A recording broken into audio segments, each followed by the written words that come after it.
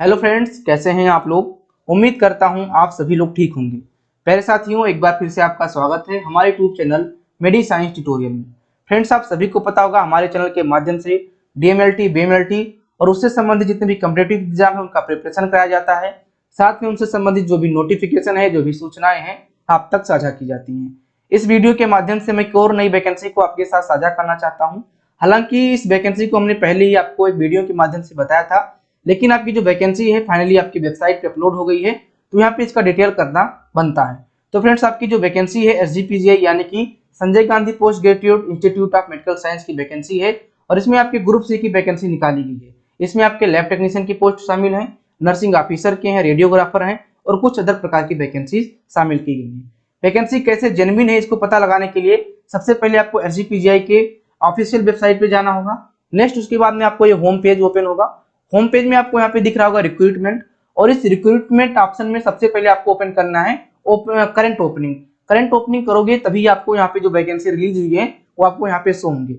जैसे ही आप यहाँ पे करंट ओपनिंग पे ओपन करोगे तो वहाँ पे आपको कुछ इस प्रकार से पेज ओपन होगा और दूसरे नंबर पे आपकी वैकेंसी शो हो रही है। यहाँ पे रिक्रूटमेंट नोटिस दिया गया है जिसका जो नंबर है कुछ इस प्रकार से है, और ये जो आपको रिलीज किया गया है 8/5/2024 यानी कि आज के डेट में इसको रिलीज किया गया है। अब यहाँ पे इसको जैसे ही आप क्लिक करोगे तो आपका जो वैकेंसी है एक पीडीएफ के फाइल में अपलोड हो जाएगा, यानी कि डाउनलोड हो जाएगा, और इसको आप अच्छी तरीके से देख पाएंगे। तो पहले से मैंने इस पीडीएफ को डाउनलोड कर रखा है। यहाँ पे आपको कुछ प्रकार से वैकेंसी दिख रही है।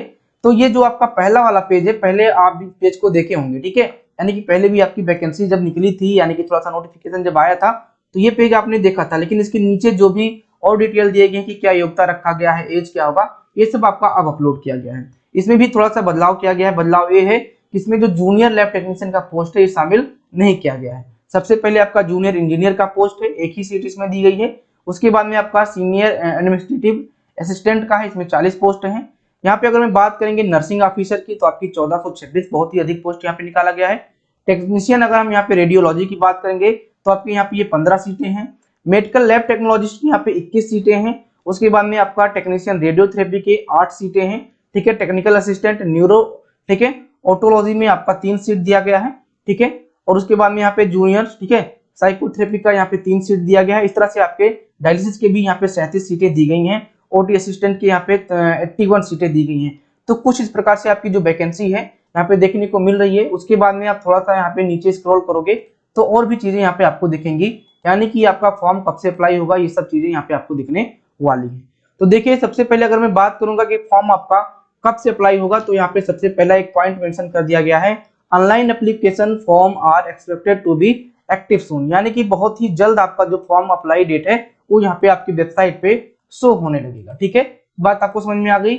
नेक्स्ट उसके बाद में थोड़ा सा आप नीचे स्क्रॉल करोगे तो आपकी वैकेंसी के बारे में यहाँ पे बताया गया है कि आपकी कितनी वैकेंसी निकाली गई है। तो उस पोस्ट को देखा आपने जो एक पेपर कटिंग का माध्यम से, लेकिन आपकी एक पीडीएफ में भी आपको ये वैकेंसी आराम से देख पा रहे होंगे। देखिए, अगर यहाँ पे मैं बात करूंगा, ठीक है, नर्सिंग ऑफिसर की तो 1426 सीटें हैं, मेडिकल रेडियोलॉजी में 15, मेडिकल लैब टेक्नोलॉजी में 21, और जितनी भी वैकेंसी है आपकी ग्रुप सी की है और जो लेवल है आपके यहाँ पे ये डिसाइड किए गए हैं। जैसे अगर मैं बात करूंगा मेडिकल लैब टेक्नोलॉजिस्ट की तो लेवल 6 का यहाँ पे आपका है, पे लेवल 6 का होगा। और अगर मैं बात करूंगा नर्सिंग ऑफिसर की तो लेवल 7 का यहाँ पे पोस्ट रखा गया है, ठीक है। इतना बात क्लियर हो गया। थोड़ा सा नीचे हम स्क्रॉल करते हैं और चीजों को अच्छे तरीके से देखते हैं। देखो, वैकेंसी आपका दिया गया है, इसके बाद में लेवल दिया गया है, किस ग्रुप के अंतर्गत आता है ये आपको यहाँ पे बताया गया है, ठीक है।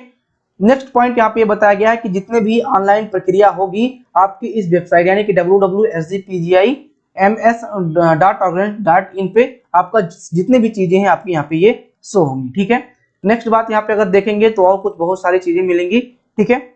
उसके बाद में यहाँ पे आप देख पाओगे क्या चीज भाई, यहाँ पे आप देख पाओगे इसका फी कितना रखा गया है। तो जिसका जो फी रखा गया है आपका ये, ठीक है, 1000 रुपए इसकी फी रखी गई है जनरल के लिए, और जीएसटी आपका यहाँ पे रखा गया है। तो टोटल 180 रुपए जीएसटी होगा और एप्लीकेशन फी है आपका 1000, तो 1180 रुपए आपको जनरल वालों को यहाँ पे पे करना होगा। इसी प्रकार से अगर ओबीसी और ईडब्ल्यूएस की बात करेंगे तो उनको भी यहाँ पे 1180 रुपए, अगर एससी एसटी की बात करेंगे तो इनको केवल 708 रुपए ही यहाँ पे करने होंगे, ठीक है। ये बात आपको समझ में आ गई होगी कि कितना फी यहाँ पे आपका रखा गया है, ठीक। उसके बाद में यहाँ पे आपकी बात करेंगे किस चीज की, आपका क्या क्या मतलब कि इसमें मतलब कि क्राइटेरिया क्या रखा गया है, ठीक है। सबसे पहले यहाँ पे एज क्राइटेरिया देख लीजिए, बहुत ही इंपॉर्टेंट जो है बहुत बच्चे पूछते हैं कि सर एज क्या रहेगा, तो देखो एज जो आपका यहाँ पे है ये आपका 18 से लेकर 40 वर्ष तक के लोग यहाँ पे इसको अप्लाई कर सकते हैं। इसमें देख लीजिएगा कि कब से कब आपका 18 और 40 माना गया, ठीक है, यानी कि अपर लिमिट और लोअर लिमिट कितने डेट्स यहाँ पे ले रहे हैं ये अच्छी तरीके से आप पढ़ के अपना डिसाइड कर लेना, ठीक है। लेकिन यहाँ पे 18 से लेकर 40 वर्ष के लोग यहाँ पे जो हैं इस फॉर्म को अप्लाई कर पाएंगे, ये आपका यहाँ पे इंपॉर्टेंट बात है, ठीक है। अब यहाँ पे हम लोग क्या देखेंगे, यहाँ पे हम लोग ये देखने वाले हैं कि आपकी योग्यता क्या रखी गई है, देखिए इसमें क्या क्या योग्यता होगा, ठीक। तो सबसे पहले हमें जो देखना है वो हमारा क्या रहेगा, हमारा यहाँ पे रहेगा लैब टेक्नोलॉजिस्ट का, ठीक है। तो देखो भाई थोड़ा सा कहेंगे कि निराशा यहाँ पे उन स्टूडेंट के लिए है जिन्होंने डीएमएलटी का कोर्स कर रखा है, कि कौन सा कोर्स, जिन्होंने diploma in medical lab technologist कर रखा है, उनके लिए यहाँ पे थोड़ा सा दिक्कत है, क्योंकि जो यहाँ पे ठीक है लैब टेक्नोलॉजिस्ट का जो यहाँ पे आपका पोस्ट निकाला गया है इसमें बैचलर डिग्री मांगा गया है, bachelor degree in medical laboratory technology, medical laboratory science from government recognized university या फिर institute with 2 year relevant experience in laboratory attached with hospital having minimum 100 bed. तो देखो भाई साफ साफ बहुत ही सुंदर अक्षरों में यहाँ पे लिखा गया है कि आपके पास क्या होना चाहिए, या तो आपके पास यहाँ पे बीएमएलटी का डिग्री हो, ठीक है, बीएमएलटी का डिग्री हो, या फिर आपके पास यहाँ पे जो आपका बीएमएलएस का डिग्री है, ठीक है, बीएमएलएस का डिग्री है यानी कि लेबोरेटरी साइंस का डिग्री है या हो, और साथ साथ में आपका क्या हो, साथ में आपका 100 बेड का, ठीक है, किसी भी हॉस्पिटल से 100 बेड के जो हॉस्पिटल्स हैं उनके लेबोरेटरी अटैच्ड वाले एक्सपीरियंस होना चाहिए, कितने साल के लिए, 2 साल के लिए, ठीक है। फिर से मैं आपको बोल दे रहा हूँ कि आपको क्या डिग्री लगेगी, आपकी बीएमएलटी या फिर आपका बीएमएलएस लगेगा, यानी कि बैचलर डिग्री यहाँ पे लगने वाला है। साथ में आपका जो एक्सपीरियंस है, एक्सपीरियंस भी लगेगा, 2 वर्ष का एक्सपीरियंस लगेगा, लेकिन उसमें कंडीशन रखा गया है कि जो भी आपका एक्सपीरियंस हो वो 100 बेड से अटैच्ड आपका हॉस्पिटल होना चाहिए, ठीक है। तो आपके जो लेबोरेटरी टेक्नोलॉजिस्ट का जो पोस्ट निकाला गया है इसमें डीएमएलटी वाले फाइनली अप्लाई नहीं कर पाएंगे, ये थोड़ा सा दुख का बात है। नेक्स्ट अगर मैं बात करूंगा यहाँ पे किसकी, टेक्नीशियन रेडियोग्राफी की, तो टेक्नीशियन रेडियोग्राफी में अगर बात करें तो 10+2 मांगा गया है, उसके बाद में डिप्लोमा मांगा गया है जो कि 2 वर्ष वाला डिप्लोमा होना चाहिए, इसमें रेडियोग्राफी टेक्नीशियन, ठीक है, रेडियोग्राफी टेक्निक में आपका 2 वर्ष का डिप्लोमा होना चाहिए, और 1 वर्ष का आपका, ठीक है, रेडियोग्राफी टेक्नीशियन का क्या मांगा गया है, एक्सपीरियंस मांगा गया है, ठीक है। तो इतना बात आपको ध्यान में रखना है, आपने 10+2 साइंस स्ट्रीम से पास होने चाहिए, 2 वर्ष का रेडियोग्राफी टेक्नीशियन का डिप्लोमा होना चाहिए, और 1 वर्ष का आपको रेडियोथेरेपी, ठीक है, रेडियोथेरेपी टेक्नीशियन का एक क्या होना चाहिए, एक्सपीरियंस होना चाहिए। और अगर आपके पास इतने क्वालिफिकेशन नहीं है तो सीधे आपको बीएससी ऑनर्स में आपका यानी कि 3 साल का जो आपका रेडियोथेरेपी का कोर्स होता है ये आपका इसमें बैचलर किया होना चाहिए, ठीक है। तो आपको रेडियोथेरेपी वाले में समझ में आपको आ गया होगा कि क्या यहाँ पे रखा गया है, ठीक है, क्या यहाँ पे, ठीक है, क्वालिफिकेशन रखा गया है। उसी प्रकार से आप देख लीजिएगा सारे जितने भी आप अलग अलग प्रकार के डिप्लोमा या फिर बैचलर डिग्री किए होंगे, ठीक है, तो उसको आप लोग देख लीजिएगा कि आपको, ठीक है, क्या क्या यहाँ पे क्वालिफिकेशन लगेंगे, ठीक।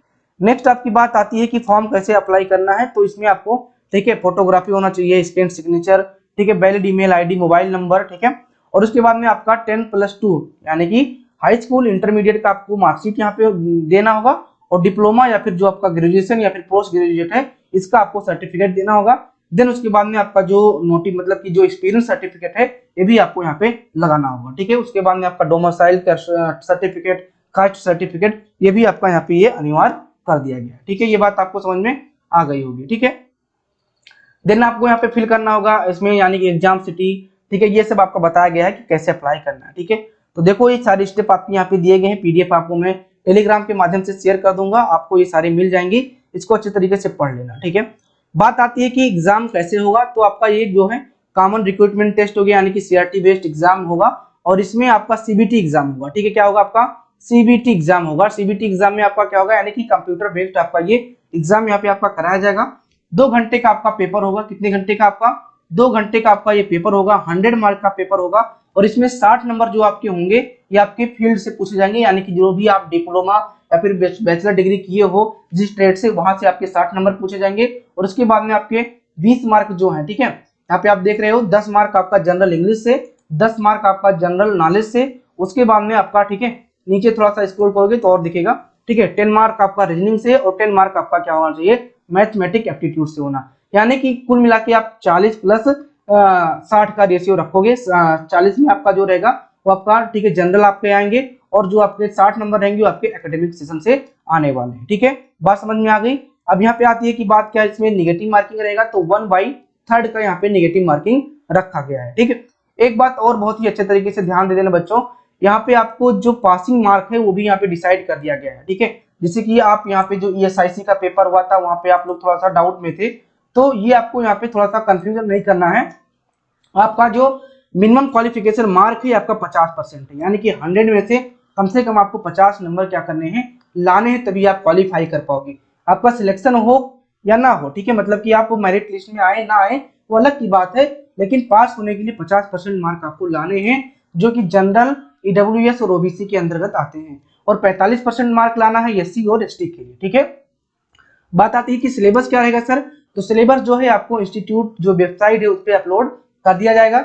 और रही बात यहाँ पे एक अच्छाई की कि हमारे जो चैनल है, हमारे चैनल के माध्यम से, हमारी टीम के माध्यम से एक नई बैच लॉन्च की गई है, जिसका जो नाम है लक्ष्य बैच रखा गया है, और लक्ष्य बैच का जो सिलेबस है सेम SGPGI का सिलेबस रखा गया है। इस बात को पहले से ही ध्यान में रखा गया था कि SGPGI का जो सिलेबस होता है एक ब्रॉड सिलेबस होता है, एक बेस्ट सिलेबस होता है, और इससे अलग किसी भी लैब टेक्नीशियन के एग्जाम में कुछ पूछा नहीं जा सकता है। तो इसीलिए अगर आपको SGPGI के लैब टेक्नीशियन का अच्छे तरीके से प्रिपरेशन करना है तो आप लक्ष्य बैच को ज्वाइन कर लीजिए। इसका जो डिटेल है, ठीक है, इसका जो लिंक है मैं डिस्क्रिप्शन बॉक्स में दे रहा हूँ, टेलीग्राम पे है, टेलीग्राम पे आपको इसका डिटेल मिल जाएगा।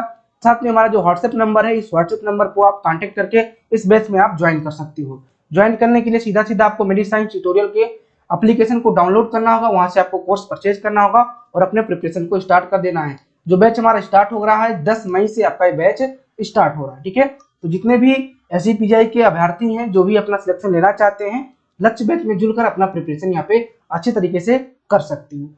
तो फ्रेंड्स, ये थोड़ा सा नोटिफिकेशन था आपके SGPGI की वैकेंसी के बारे में। फॉर्म के अप्लाई डेट का इंतजार बिल्कुल मत करिए, क्योंकि बहुत जल्द ही आपके फॉर्म का डेट भी रिलीज हो जाएगा और एग्जाम का जो डेट है वो भी यहाँ पे डिसाइड कर दिया जाएगा।